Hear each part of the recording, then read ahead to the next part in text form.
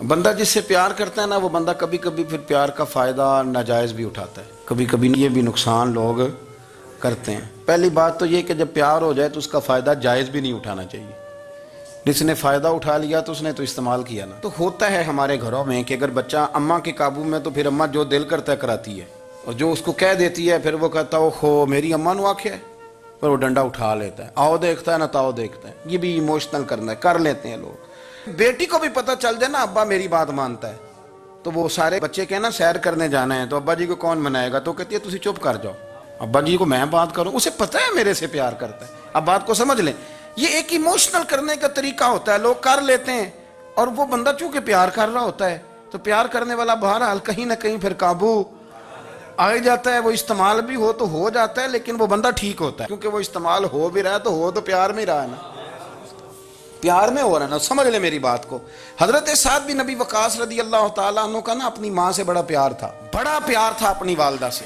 تو حضرت سعد بن ابی وقاص کلمہ پڑھ گئے، اماں جی نے بھوک ہڑتال کر دی، اسے پتہ تھا کہ میرا پتر مجھ سے پیار بڑا کرتا ہے، میں نے بالآخر منوا لینا ہے۔ تھوڑی سی آبادی تھی، ایک گھر کے اندر جو مسئلہ چھڑتا تھا نا اس کا سارے شہر کو پتہ چل جاتا تھا۔ اب کونوں میں گلیوں میں اب باتیں بھی ہونے لگیں کہ وہ سعد کی ماں ہڑتال پہ بیٹھی ہوئی ہے، بڑا مسئلہ ہے۔ اب پریشر بڑھنے لگا۔ حضرت سعد بن ابی وقاص فرماتے ہیں کہ وہ جو میرے قریبی لوگ تھے نا صحابہ، وہ بھی مجھے کہنے لگے یار کوئی رستہ نکال، ہر چوک میں تیری بات ہوتی ہے۔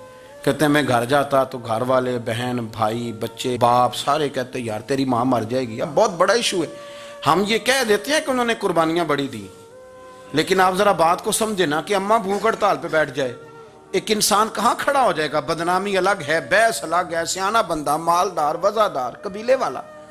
حضرت سعد بن ابی وقاص کی ماں نے 3 دن تک روٹی نہیں کھائی، پانی نہیں پیا، بے ہوش ہو گئی۔ اب جب بے ہوش ہوئی تو شور پڑا، سارا محلہ جمع ہو گیا، اب سارے لوگ کھڑے، اور بچہ وہ ہے جو ماں کی بڑی ماننے والا ہے۔ اماں کے اوپر لوگوں نے پانی شانی ڈالا، ہوش آئی تو حضرت سعد بن ابی وقاص قریب آئے، کہنے لگے اماں ایک بات کرنی ہے۔ اماں بھی بڑی مشکل سے اٹھ کے بیٹھ گئی کہ پتر ماننے لگا میرا۔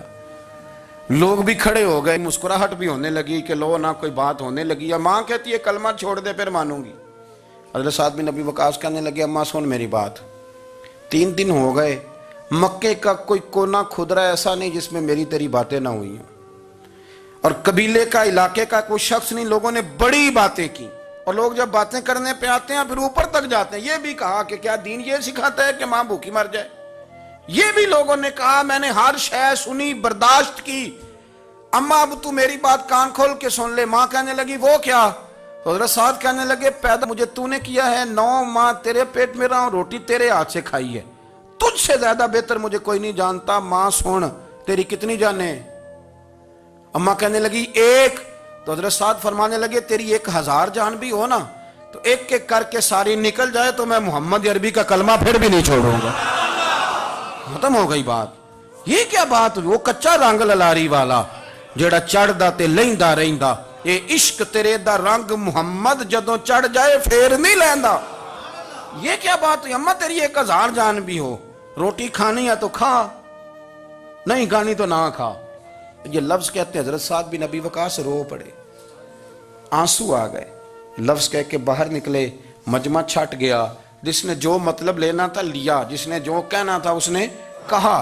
حضرت سعد چلے گئے، شام کو گھر آئے تو اماں روٹی کھا رہی تھی۔ تو حضرت سعد فرماتے ہیں کہ محلے کی بیویاں کہنے لگی روٹی کیوں کھا رہی ہو؟ تو ماں رو پڑی، کہنے لگی پتر میرا ہے، میں نے پیدا کیا ہے، میرے پتر نے کبھی ضد نہیں کی، اس کے دل میں کچھ ہے اتر گئی ہے، کوئی ہے، کوئی کچا پکا جذبہ ہوتا تو میں تو 2 آنسو بہاتی تھی تو میرا پتر لوٹ آتا تھا، پر کسی رستے کا مسافر بن گیا ہے، اب کہیں پہنچ گیا ہے، اور میں اس کا درد سمجھ گئی ہوں، جہاں گیا ہے اب وہاں سے یہ لوٹ سکتا۔ آپ سمجھیں اتنا تگڑا ایمان جن لوگوں کا، ان کے بارے میں لوگ ڈسکس کریں گے۔ ان کو نا قرآن پاک نے بطور نمونہ بیان کیا ہے۔ اللہ فرماتے ہیں ایمان اس طرح کا جس طرح میرے نبی کے صحابہ کا۔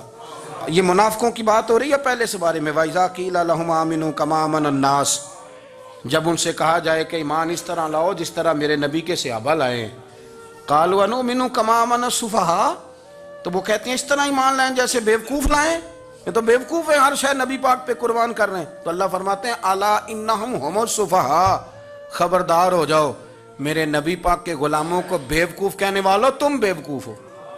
اللہ کہتا ہے تم پاگل ہو، بیوقوف ہو، اللہ انہیں پاگل کہتا ہے. اللہ پاگل کہتا ہے انہیں جو نبی پاک کے صحابہ کو پاگل کہتا ہے، اللہ انہیں پاگل کہتا ہے. یہ معیار ایمان ہے. قرآن نے کہا ایمان اس طرح کا جس طرح کا نبی پاک کے وَإِذَا قِيلَ لَهُمْ آمِنُوا كَمَا آمَنَ النَّاسُ، ایمان اس طرح لاؤ جس طرح میرے نبی پاک کے صحابہ ایمان لائے ہیں اس طرح ایمان. حضرت عبداللہ ابن عمر رضی اللہ تعالیٰ عنہ فرمایا کرتے تھے جو دن بھی طلوع ہوتا ہے نا وہ اعلان کرتا ہے، وہ اعلان کرتا ہے اور کہتا ہے بھئی اگر کوئی کام کرنا ہے تو کر لو، میں آج آیا ہوں، آج کے بعد میں دوبارہ نہیں آؤں گا. قیمتی ہیرے ہیں زندگی کے لمحے، ان کو ضائع نہ کریں. بس کر دیں بڑا ہو گیا سوشل میڈیا، اور بس کر دیں بڑی ہو گئی خبریں، اور بس کر دیں بڑے ہو گئے فضول تبصرے، اور بس کر دیں. امام مسلم رحمۃ اللہ تعالیٰ علیہ جنہوں نے مسلم شریف لکھی ہے، امام صاحب کا وصال زیادہ کھجوریں کھانے سے ہوا تھا. ایک حدیث تلاش کرنی تھی تو کھجوروں کا ٹوکرا پاس رکھ لیا تو کتابیں بھی ٹٹولتے رہے اور کھجوریں بھی کھاتے رہے. صبح حدیث بھی مل گئی اور ٹوکرا بھی خالی ہو گیا، پر کھجوریں اتنی زیادہ کھا لی تھیں کہ وصال کر گئے. کسی نے ان سے کہا کہ روٹی نہیں آپ کھاتے، زیادہ کھجوریں کیوں کھاتے ہیں؟ تو آپ فرماتے ہیں میرا کام ہے حدیث تلاش کرنا، میرا کام ہے حدیث کی سند پر بات کرنا، مسلمانوں کو صحیح اسناد کے ساتھ ان کے پیارے نبی صلی اللہ علیہ وسلم کی خوبصورت باتیں ان تک پہنچانا. تو فرماتے تھے روٹی کھاؤں نہ تو مطالعے میں فرق آتا ہے، روٹی توڑنے پر بھی توجہ جاتی ہے، پھر سالن لگانے میں توجہ جاتی ہے، تو کھجور جو ہے یہ منہ میں رکھ کے نہ تو پڑھتا بھی ساتھ ساتھ رہتا ہوں. تو روٹی کھانے اور کھجور کھانے میں مجھے فائدہ یہ ہوتا ہے کہ کھجور کھاتے کھاتے میرا دین کا کام جاری رہتا ہے. اپنے اوقات کو ضائع نہیں کریں. آپ وہ کتابیں جو ہمارے بزرگ لکھ گئے وہ ہم سے ساری پڑھی نہیں جا سکتی، ان کے وقت میں برکت تھی، ہم نے بڑا ٹائم ضائع کر لیا ہے، اس کو ضائع نہ کرو. ایک تو کوئی چیز فضول نہیں، اپنے اوقات کو بچائیں. جو ٹائم بچ جائے وہ ذکر الہی میں لگا دیں، تلاوت قرآن میں لگا دیں، اللہ کی عبادت میں لگائیں. پڑھنے اور لکھنے میں وقت کو آپ یقین کریں بہت سارے لوگ ہیں فارغ ہیں، کبھی کبھی بڑا اہم اور ضروری کام کرنا ہوتا ہے تو بعض دوست ملنے کے لیے آ جاتے ہیں. اب ایک ریسرچ جاری ہے، میں ایک تفسیر کو دیکھ رہا ہوں، مجھے ایک بڑا اہم کام کرنا ہے. ایک دوست ملنے کے لیے آیا ہے اور اس سے پوچھا صاحب آپ کیسے ہیں؟ تو کہنے لگا میں فارغ تھا تو میں نے کہا چلو پیر صاحب کے پاس چلتا ہوں. تو میں اس سے یہ کہہ رہا ہوں کہ میاں جب میں فارغ ہوں گا تو تب آپ کو آنا چاہیے تھا نا، آپ اس کو وقت گزارنے کا ذریعہ تو نہ سمجھیں. اور پھر اگر آپ آئے ہیں تو آپ کو علمی بات کریں، آپ کو دین کی بات پوچھیں، میں آپ کے ساتھ ڈسکس کروں. آپ اگر آ کے اپنے محلے کے کونسلر کی بات چھیڑیں گے تو نہ وہ ہمارے کہنے سے سیدھا ہوا ہے اور نہ اس نے ہونا ہے. تو ہم نے فضولیات میں، ابحاث میں، بحثوں میں الجھ کا ٹائم ضائع کیا. پلٹ کے دیکھو زندگی میں کتنا وقت ضائع ہوا ہے. یہ کبھی دوبارہ ہمارے ہاتھ یہ کبھی ہاتھ نہیں آئے. میرے نبی پاک علیہ السلام نے فرمایا جنتی کبھی افسوس نہیں کریں گے، پر اس بات پر جنتی بھی افسوس کریں گے کہ یار وہ 4 لمحے ضائع کیوں ہو گئے. حضرت عبداللہ ابن عمر گزر رہے تھے تو ایک قبر پر نظر پڑی آپ کی، تو آپ نیچے اتر آئے گھوڑے سے، تو تھوڑا سا سائیڈ پہ مصلی بچھایا اور 2 رکعت نماز ادا کی. پھر سفر شروع ہوا تو آپ کے خادم جو ساتھ تھے وہ عرض کرنے لگے حضور آپ کی اس بات کی سمجھ کوئی نہیں آئی کہ آپ نے گھوڑے سے اترے اور صرف 2 رکعتیں پڑھی اور چل دیے. تو آپ فرمانے لگے کہ میں جب گزر رہا تھا تو میرے دل میں خیال آیا کہ یہ جو قبر میں لیٹا ہوا ہے نا یہ تو ترس گیا ہوگا کہ مجھے 2 رکعتوں کا وقت ہی مل جائے.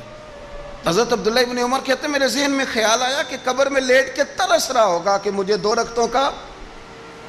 لیکن یہاں تو لوگوں نے میرے بھائی 6 گھنٹے گردنیں تھک گئیں موبائل پہ جھکی ہوئی، لیکن محمل اور فضول اور کوئی معنی نہیں اور کوئی مقصود نہیں، اور اس نے یہ کہہ دیا تو اس نے وہ کر دیا، اور اس نے یہ آج کل جو بیماری چلی ہے نا اس سے سب سے زیادہ نفسیاتی مریض وہ لوگ بن رہے ہیں جن کا تعلق موبائل اور خبروں سے زیادہ ہے.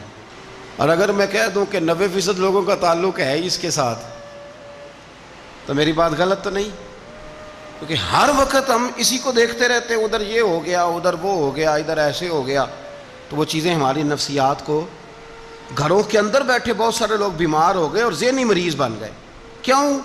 اس لیے کہ انہوں نے اپنا دل نہ قرآن پاک میں لگایا، نہ تلاوت میں لگایا، نہ اذکار میں لگایا، نہ وظائف میں لگایا، نہ ہماری طبیعت ہے یہ کام کرنے کی، تو الٹا سیدھا سوچ ساچ کے تو ہم الجھ جاتے ہیں۔ یہ گھروں میں جھگڑے زیادہ کیوں ہوتے ہیں کہ بہو ذکر نہیں کرتی اللہ کا، ساس کے خلاف ہی سوچتی رہتی ہے، اور ساس ناراض نہ ہو، ساس و سسر جن کی عمر اب اتنی زیادہ ہو گئی ہے کہ اب اگلا سٹیج دنیا سے جانے کا ہی ہے، وہ بھی اتنی توجہ کرتے ہیں کہ یہ میرا بیٹا کیا آج شام کو مٹھائی کا ڈبہ لایا ہے کہ یہاں وہ بالٹے سیب لایا ہے۔ اگر ساری توجہ ادھر دینی تھی تو اس سے زیادہ بہتر نہیں تھا کہ مسئلے کو وقت دیتے؟ اتنی باریکی سے لوگوں کا خیال نہ رکھیں، اپنا خیال رکھیں۔ سارے لوگ ہی حکمت والے تھے، سارے لوگ ہی شانوں والے تھے، حضور کے ہر صحابی کی بڑی عظمت ہے۔ کیا شان ہے جناب صدیق اکبر کی، اور کیا مرتبے ہیں حضرت فاروق اعظم کی، اور کیا کمال ہے حضرت عثمان غنی کا۔ لیکن چونکہ ہر پھول کی اپنی خوشبو ہوتی ہے، جو دانائی، جو علم، جو فقاہت، جو اسلوب اللہ نے مولا علی شیر خدا کو عطا فرمایا تھا، جو شانیں اللہ نے مولا کائنات کو عطا فرمائی تھی، وہ تو حدیث آپ نے کئی دفعہ سنی ہوگی کہ حضور نے فرمایا میں علم کا شہر ہوں اور علی اس کا دروازہ ہے۔ میں آج آپ کو ترمذی کی ایک اور حدیث سناتا ہوں۔ نبی پاک علیہ السلام نے فرمایا انا دار الحکمت، انا دار الحکمت، انا دار الحکمت۔ کیا خوبصورتی ہے اور کیا شان ہے میرے نبی پاک کی۔ حضور فرمانے لگے میں حکمت کا گھر ہوں، میں حکمت کا گھر ہوں، انا دار الحکمت وعلی بابھا، میں حکمت کا گھر ہوں اور علی اس کا دروازہ ہے۔ علی اس کا دروازہ ہے، اس گھر کا جو گھر حکمت کا خود رسول پاک کی ذات ہے۔ تو حضرت مولا علی شیر خدا کرم اللہ تعالی وجہ الکریم کو اللہ تبارک و تعالی نے حکمت عطا فرمائی، دانائی عطا فرمائی، اللہ نے شانیں عطا فرمائی، ان کو اللہ تبارک و تعالی نے مرتبوں سے نوازا۔ اچھا ہمارے ہاں یہ بھی ہوتا ہے کہ جو پہلوان آدمی ہوتا ہے نا میدان میں لڑنے والا پہلوان، وہ اکثر سیاںا نہیں ہوتا الا ماشاءاللہ۔ جو کوئی پہلوان جو ہوتا ہے وہ کئی دفعہ عقل مندی والا معاملہ اور فیصلہ نہیں کرتا، لیکن حضرت علی کا کمال یہ ہے کہ ان سے بڑا دلیر بھی کوئی نہیں اور ان سے زیادہ سیاںا بھی کوئی نہیں۔ حضرت علی شیر خدا اتنی شانوں اور مرتبوں والے آدمی تھے کہ دلیری بھی سب سے زیادہ اور عقل بھی۔ حضرت عبداللہ ابن مسعود رضی اللہ تعالیٰ عنہ فرماتے ہیں کہ اگر حکمت کے 10 حصے کیے جائیں نا دانائی کے، تو اللہ نے 9 حصے مولا علی کو عطا فرمائے اور ایک حصہ باقی ساری کائنات کو عطا فرمایا۔ بڑے فہم والے، فراست والے، دانائی۔ ایک بندہ آ گیا غیر مسلم تھا، تو کہنے لگا میرے کچھ سوالوں کے جواب ہیں پر کسی نے دیے نہیں کبھی۔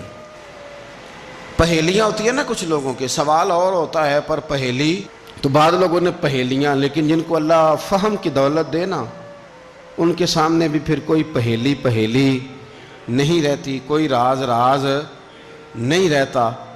تو جب اس نے آ کے بہت بڑا دعویٰ کیا کہ اگر کوئی میرے سوال کا جواب دے تو میں مان جاؤں، تو پھر مسلمانوں نے کہا کہ نہیں، تو نے بڑا ہی دعویٰ کر دیا ہے، تو شے کوئی نہیں، وہاں تو بڑے مان گئے، تو ہمارے ساتھ۔ حضرت مولا علی شیر خدا کے پاس لے گئے تو اس نے بڑے مشکل سوال کیے۔ پہلی بات وہ کہنے لگا آپ مجھے 2 ایسے دوست بتائیں جن میں کبھی لڑائی نہیں ہوئی۔ تو حضرت علی کہنے لگے تو بڑے دعوے کر رہا تھا کہ میں بڑے لمبے سوال پوچھوں گا۔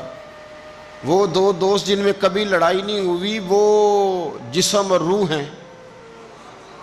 ہیں بھی کٹھے ساتھ رہتے، دوست بھی ہیں، پر کبھی آپس میں لڑائی، بڑے گناہ کرتا ہے جسم پر، روح ناراض نہیں ہوتی، وہ ساتھ ہی رہتی ہے۔ اس کی آنکھیں کھل گئیں، اس کو تو کبھی جواب ہی نہیں ملا تھا۔ کہنے لگا اچھا وہ 2 ایسے دوست پھر بتائیں جن میں کبھی صلح نہیں ہوئی۔ تو فرمایا وہ موت اور حیات ہیں، جب موت آتی ہے تو پھر زندگی باقی، ان کی صلح نہیں ہو سکتی، اکٹھے رہ ہی نہیں سکتے۔ اللہ اکبر۔ وہ کہنے لگا یہ تو کمال ہو گئی، اب وہ ذہن کھل گیا۔ کہنے لگا جی اور پوچھ لوں؟ فرمایا تیرا ہی دعویٰ تھا 2 پوچھنے، میں تیار ہوں، تو 100 بھی پوچھ۔ کہنے لگا وہ بی بی جس نے چند لمحوں میں بچہ پیدا کر دیا، فرمایا یہ بھی کوئی مشکل بات ہے؟ وہ حضرت مریم ہے، ایک منٹ میں حاملہ ہوئی تھی، اگلے منٹ میں اللہ تعالیٰ نے انہیں تھوڑی سی تکلیف سے گزارا اور اگلے منٹ میں حضرت عیسیٰ پیدا ہو گئے. کوئی مشکل بات ہے؟ کہنے لگا جی وہ دو چیزیں جو حرکت نہیں کرتی، فرمایا یار جلدی پوچھ، ٹائم نہ ضائع کر، جلدی پوچھ. وہ دو چیزیں جو حرکت نہیں کرتی وہ زمین آسمان ہے. اس نے کہا وہ دو چیزیں جو ٹھہرتی نہیں، فرمایا وہ سورج اور چاند ہے جو حرکت ہی کرتے رہتے. کہنے لگے اچھا وہ بتائیں جی جو کھا تو بڑا کچھ کیا پر پیا اس نے کچھ بھی نہیں. تو حضرت علی فرمانے لگے وہ حضرت موسیٰ علیہ السلام کا عصا ہے، جادوگروں کے سانپ سارے ہی کھا گیا پر پانی کا گھونٹ بھی نہیں پیا. حد ہو گئی. وہ شخص کہتا ہے علی کے جواب نے، مولا علی شیر خدا کے جوابات نے میرے اندر ہیجان پیدا کر دیا. میں نے فوراً کہا بتائیں وہ شخص جو کوئی شے نہیں. تو حضرت علی کہنے لگے جو میرے نبی کا کلمہ نہ پڑھے وہ کوئی شے نہیں. کہنے لگے وہ بتائیں جو بڑی شے ہو. فرمایا جو چاہے کہ اس کی عزت کعبے سے بھی زیادہ ہو جائے اور وہ بڑی شے بن جائے تو وہ محمد عربی کا کلمہ پڑھ جائے. گنجا تھا، کوئی شے نہیں تھی، سر پہ بال بھی نہیں تھے، رویا کرتا. اللہ تعالیٰ نے فرشتے کو بھیجا، تجھے کیا چاہیے؟ تو کہنے لگا بال آ جائیں اور تھوڑا مال آ جائے. فرشتے نے ہاتھ پھیرا تو بال بھی آ گئے تو بکریاں بھی آ گئیں، لائنیں لگ گئیں، مال ہی مال ہو گئے. دوسرے کے پاس گیا، وہ کوڑا تھا، اس کو جا کے کہا کیا چاہیے؟ کہنے لگا شفا ہو جائے اور کچھ اللہ تعالیٰ آسانی کر دے. شفا بھی ہو گئی، گائیں بھی دے دی، بھینسیں بھی دے دی، مال ہی مال ہو گئی. پھر ایک کے پاس گیا، وہ اندھا تھا، تجھے کیا چاہیے؟ اس نے کہا آنکھیں ملنے اور کچھ ساتھ اللہ مال دے دے. اونٹ ہی اونٹ ہو گئے. جب بڑا نواز دیا تو پھر مالک نے امتحان لینے کا ارادہ کیا. یاری تیری سونا ہے پر آزمائشاں بھی تیریاں اگ، آزمائشاں تیریاں، صحیح کہہ رہا ہوں، آزمائشاں تیریاں، یاری تیری سونا ہے پر آزمائشاں تیریاں. اے سونا پرکھیا جامدائی پہلو نال لگاں دے لگ. اللہ نے فرمایا آزمائش کرو. سب سے پہلے گنجے کے پاس آئے، اسے کہا اللہ کے رستے میں کچھ دیکھنے لگا، میرے خرچے ہی بڑے، دیکھو تو صحیح کتنی مشکل میں وقت گزارتا ہوں، حال ہی کوئی نہیں. تو اس نے کہا میں نے تو سنا ہے تو گنجا اور بھوکا ننگا تھا. کہنے لگا میں تو جدی پشتی رئیس اعظم ہوں، تجھے کس پاگل نے کہا ہے بھاگ جا؟ اس نے کہا اچھا جیسے تو تھا ویسے ہی ہو جائے. کھیت کھلیان اجڑ گئے، پھر سے گنجا ہو گیا. حضور علیہ السلام فرمانے لگے، پھر وہ اس کے پاس گیا جو کوڑا تھا، اسے کہا کچھ دے. کہنے لگا خرچے ہی بڑے. اب پوچھ لیں کسی امیر آدمی سے، کہے گا چکی کے نیچے ہاتھ ہے میرا، میرے سے زیادہ تو اب پریشان بندہ ہی کوئی نہیں. کیا بتاؤں آپ کو، اتنا ٹیکس ہے، اتنا جرمانہ ہے، فلانی شے، بڑا کچھ گنواتے ہیں لوگ. اس نے کہا میں نے تو سنا تو پہلے کوڑا تھا. اس نے کہا جا دوڑ جا، میں تو رئیس اعظم ہوں، دادا بھی پردادا بھی اور ساری نسل ہی. اس نے کہا اچھا جیسے تو تھا ویسے ہی ہو جائے. پھر وہ گیا اندھے کے پاس اور جا کے کہا اللہ کے نام پہ کچھ دے. تو کہنے لگا رب کے نام پہ؟ یہ کھڑے ہیں اونٹ، جتنے تیرے دل کرے لے جا. اس نے کہا کیا معنی اس بات کا؟ کہنے لگا یار تجھے کیا بتاؤں، میں تو اندھا تھا، میں نے تو کبھی دنیا دیکھی نہیں تھی. پھر اس کریم نے فضل کیا تو مجھے بڑا کچھ دکھایا. میں کیا بتاؤں، میرا دل کر رہا ہے کہہ دوں کہ پھر اس نے کعبہ دکھایا، پھر اس نے روضہ رسول دکھایا، پھر اس نے ریاض الجنہ کے سجدے دکھائے، پھر اس نے اپنے محبوب کے دروازے کی رونقیں دکھائیں. اس نے بڑا کچھ دیا، اس نے بڑا نوازا. میرے پاس تو شاید میں بدکار پرانا خادم، کسے در ملی نہ ٹوئی. ایتے واصف یار نے نظر جو کی تھی پھر واصف ہی ہوئی. یہ تو اس کا کرم ہوا. تو یہ وہ کہنے لگا تو اللہ کے نام پہ جان مانگ، میں وہ بھی دینے کو تیار. میرے پاس تو شے ہی کوئی نہیں تھی، مجھے تو اپنا پتہ ہے، میں تو کوئی شے نہیں تھا، کچھ نہیں تھا میرے پاس. یہ تو ان کا کرم ہے کہ رخ ان کا ادھر ہے.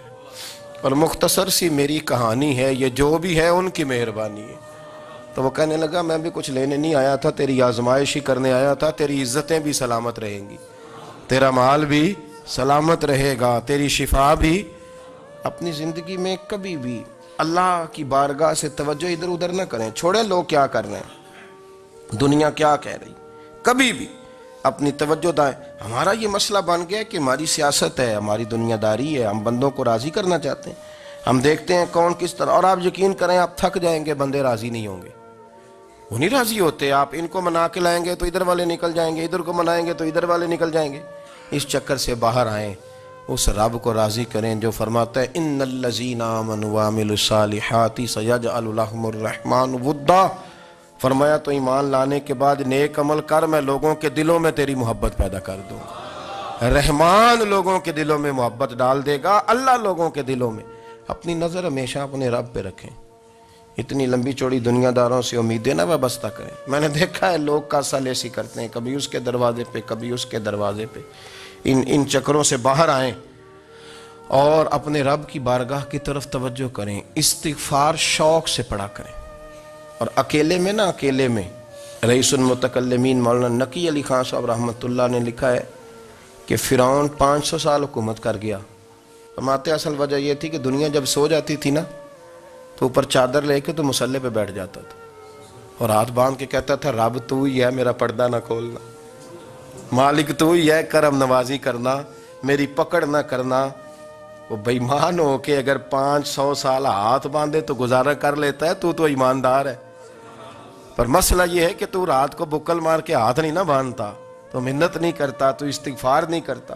توبہ کریں تو بچے رہیں۔ وہ اتنی لمبی حکومت کر گیا چونکہ رات کو کہتا تھا مالک رب تو ہی ہے، لیکن مہربانی فرما، میری پکڑ نہ فرما، تو اللہ نے تو اس کو مہلت دے دی۔ کافروں کو آج بھی مہلت دی ہوئی نہیں رب نے؟